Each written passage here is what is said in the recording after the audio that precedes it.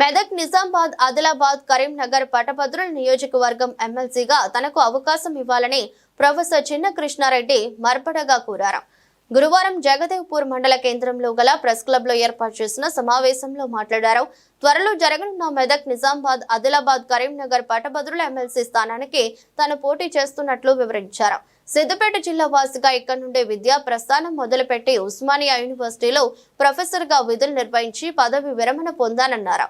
పదవి విరమణ అనంతరం ప్రజాసేవలో ఉండాలనే ఉద్దేశంతో ఎన్నో సేవా కార్యక్రమాలు చేస్తూ వస్తున్నట్లు చెప్పారు. చట్టసభల్లో ప్రజా సమస్యలపై ప్రశ్నించే వారి ఉండాలని ఉద్దేశంతో తాను ఎమ్మెల్సీగా పోటీ చేస్తున్నట్లు పేర్కొన్నారు. తెలంగాణ యువశక్తి ఆధ్వర్యంలో ప్రజా కార్యక్రమానికి శ్రీకారం చుట్టినట్లు తెలిపారు. జెండాలు, ఎజెండాలు పక్కన పెట్టి తనకు ఎమ్మెల్సీ అవకాశం కల్పించాలని కోరారు. తమకు మొదటి ప్రాధాన్యత ఓటు వేసి గెలిపించాలని అభ్యర్థించారు. సమావేశంలో రామచంద్రారెడ్డి, నరసింహారెడ్డి, రామరెడ్డి, మహేందర్రెడ్డి, రాజు పాల్గొన్నారు. మర్పాడుగా చిన్న కృష్ణారెడ్డి గారు మంచి విద్యావేత్త, విద్యార్థి దశ నుంచి మంచి నాయకుడు. కామారెడ్డి డిగ్రీ కాలేజ్ ప్రెసిడెంట్ గెలిచారు, యూనివర్సిటీ సైన్స్ కాలేజ్ ప్రెసిడెంట్గా గెలిచారు. తర్వాత మ్యాథమెటిక్స్లో ప్రొఫెసర్గా పనిచేశారు, రిటైర్ అయ్యారు.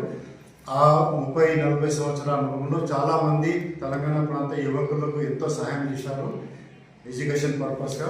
ఇప్పుడు తెలంగాణ యువశక్తి పేరున్న విద్యార్థులందరూ సార్ని ముందుంచి ఎమ్మెల్సీగా పోటీ చేయడం కోసం పట్టభద్రుల నియోజకవర్గం నుంచి పోటీ చేయడానికి ముందుకు తీసుకొచ్చారు.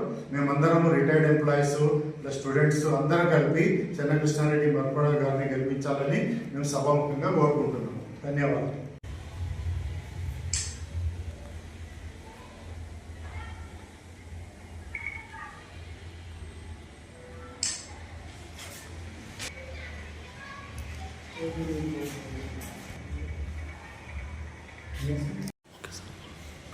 నేను చిన్న కృష్ణారెడ్డి ఉస్మానియాలో ప్రొఫెసర్గా రిటైర్ అయ్యాను.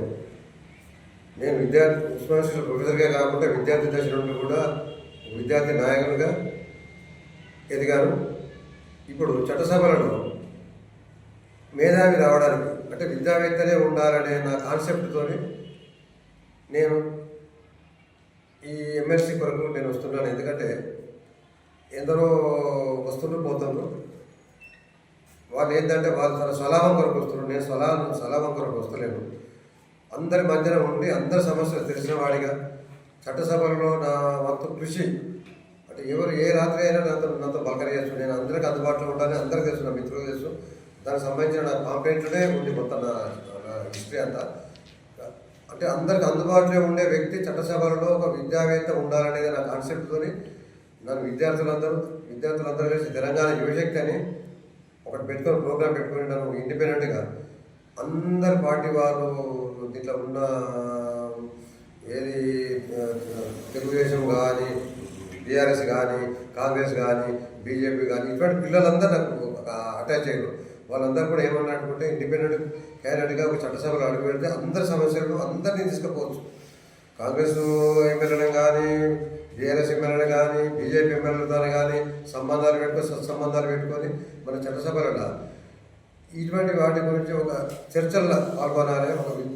ఒక ఏంటి మన తెలంగాణ, నేను తెలంగాణ ఇంకోటి ఏంటంటే తెలంగాణ కొరకు నేను 1986 నుంచే బాగా పనిచేసి అందరికీ తెలుసు. తెలంగాణ ఉస్మానియాలో ఉన్న విద్యార్థులకు నేను అన్ని సంస్థలతో BDS, RS, communist, ABAP, Congress ఇటువంటి అన్ని సంస్థలతో కూడా పనిచేసే అనుభవం ఉంది. అందరూ ఎమ్మెల్యేల దగ్గర ఉన్న తెలంగాణ కొరకు. కాబట్టి నాకు మంచి అవకాశం ఇవ్వండి. చట్టసభలో ఒక మంచి వ్యక్తిని నేను తీసుకురావడానికి మంచి సమయం ఇది. అంటే నాలాంటి వాళ్ళు ముందుకు ఎవరు రారు ఈ పట్టభద్రుల దానికి. అందరు పైసలు పెట్టి లేకపోతే ధనవంతులే రావడానికి ట్రై చేస్తున్నారు. కాబట్టి అటువంటి మీరు కాన్సెప్ట్ తీసుకుపోయి ఎప్పుడు కానీ గ్రాడ్యుయేట్ కాన్స్టిట్యూన్సీకి ఇటువంటి వాటికి ఒక మంచి మేధావిని, విద్యావేత్తను అందరికి అందుబాటులో ఉండే వ్యక్తిగా నన్ను నేను పరిచయం చేసుకున్నాను. నాలాంటి వారికి మీకు ఫస్ట్ ప్రియారిటీ ఓటు వేసి నన్ను గెలిపిస్తే మీ అందరికీ అందుబాటులో ఉంటాను. మీ కుటుంబ సభ్యులుగా ఉంటాను. నమస్తే.